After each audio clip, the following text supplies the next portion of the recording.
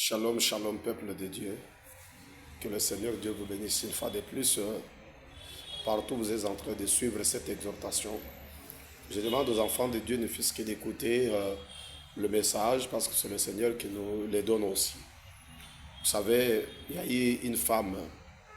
Nous sommes dans le livre d'Un Samuel au chapitre 2.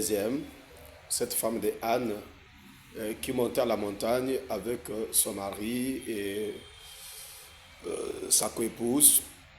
Alors, il montait à la montagne pour chercher la face de Dieu, tel que toi aussi tu es en train de chercher la face du Seigneur de temps en temps. Une fois arrivée là-bas, cette femme s'est plongée dans une forte prière, en train d'implorer la grâce du Seigneur parce qu'elle avait un problème au fond du cœur.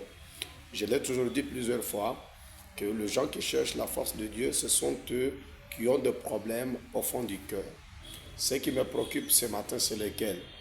Lorsque cette femme est allée à la montagne de Silo pour implorer la grâce de Dieu, elle n'a pas tenu compte des insultes, des injures, des mépris des autres personnes. Vous savez, aujourd'hui, une femme qui n'a pas d'enfant, une femme qui est dans le mariage pendant beaucoup de temps, n'a rien, c'est une femme qui perd de la valeur. Je vais vous dire encore une chose, que notre Dieu, c'est un Dieu des abandonnés, c'est un Dieu des rejetés. C'est un Dieu des oubliés. Quand vous vous êtes oubliés, pensez seulement qu'il y a quelqu'un là-bas dans le ciel qui n'oublie jamais son peuple. Il se souvient toujours de son peuple, quel que soit le temps, quelles que soient les circonstances. Cette femme, cela ne l'a pas empêché de chercher son Dieu. Je dirais aussi à quelqu'un que les insultes, les mépris, la pauvreté, les maladies, ne t'éloigne pas de ton Dieu, ne l'abandonne jamais. Cette femme, quand elle arrive là-bas à Silo, en train de prier, elle a attiré l'homme de Dieu qui était comme sacrificateur à la montagne. Je me demande ce qui a poussé l'homme de Dieu, le souverain Élie, de s'approcher de cette femme, de pousser tout près de cette femme. Je dirais c'est son attitude, sa façon d'être a attiré aussi l'homme de Dieu à s'approcher. Or, lorsque l'homme de Dieu arrive, croyez doucement c'est la présence de Dieu parce que Jésus-Christ a dit à ses disciples, c'est lui qui vous recevra à mon nom. Croyez qu'il m'a déjà reçu aussi. Celui qui vous donnera un verre d'eau, il m'en a déjà donné. Donc quand vous recevez un serviteur de Dieu qui vient tout près de vous, vous avez pleinement raison et vous méritez une récompense de la part de l'Éternel. Qu'est-ce qui a fait que les autres étaient en train de prier ensemble avec Anne? Mais il n'y a que la façon, l'attitude de Anne qui a attiré l'homme de Dieu, le sacrificateur. Donc si dans ta vie, le serviteur arrive auprès de toi, pose-toi plusieurs et énièmes de questions.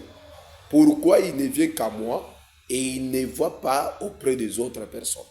Ça veut dire que toi, tu as de la valeur. Ça veut dire qu'en toi, il y a quelque chose de distinction. Il y a quelque chose de différence. Il y a quelque chose qui a touché le cœur de l'homme de Dieu. Et quand ça touche le cœur de l'homme de Dieu, ça a déjà touché aussi le cœur de notre Dieu. Anne, l'homme arrive là, il lui pose la question à cette femme. Pourquoi toi tu pries comme ça? La femme répondit, je ne suis pas ivre. J'ai de l'amertume au fond du cœur. C'est cette amertume qui faisait à ce que cette femme se plonge plus dans la prière, que cette femme cherche son Dieu, que l'homme de Dieu soit aussi attiré. Et lorsque l'homme de Dieu arrive, partout où les hommes là sont arrivés, ils ont toujours apporté un plus, ils ont apporté des solutions. Là où il n'y avait pas d'enfants, il y a eu aussi des enfants. Là où ça ne marche, il y avait des maladies, le malade était aussi guéri. Hein? Donc ça s'est passé toujours de la sorte. L'homme est arrivé là. Je dirais à quelqu'un aussi, oui, qu'est-ce qui peut faire à ce que l'homme de Dieu n'arrive pas aussi auprès de toi? Qu'est-ce qui fait à ce qu'il ne t'appelle pas au téléphone? Parce que quand il t'appelle, c'est que tu es très, très valeureux.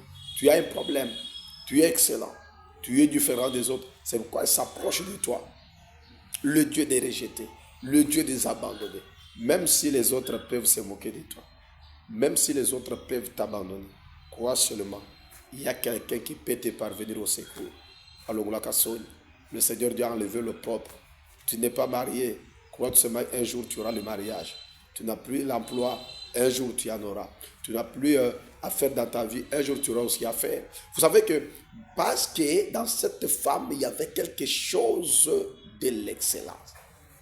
Il y avait une prophétie en elle. Qu'est-ce qui a été comme prophétie en elle? Ce qui a attiré l'homme de Dieu à arriver auprès de cette femme de Anne, c'était Samuel qui était en gestation. C'était en elle qu'on trouvait un grand prophète qui pourrait prophétiser dans la maison d'Isaïe un jour. Si Dieu arrive auprès de toi, c'est parce qu'en toi, il y a des promesses de Dieu. C'est parce qu'en toi, il y a le bonheur, il y a l'argent.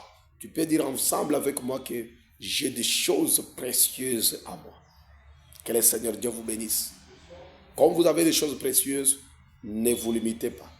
Ne vous abandonnez même pas. Que le Seigneur Dieu soit avec vous. Merci beaucoup.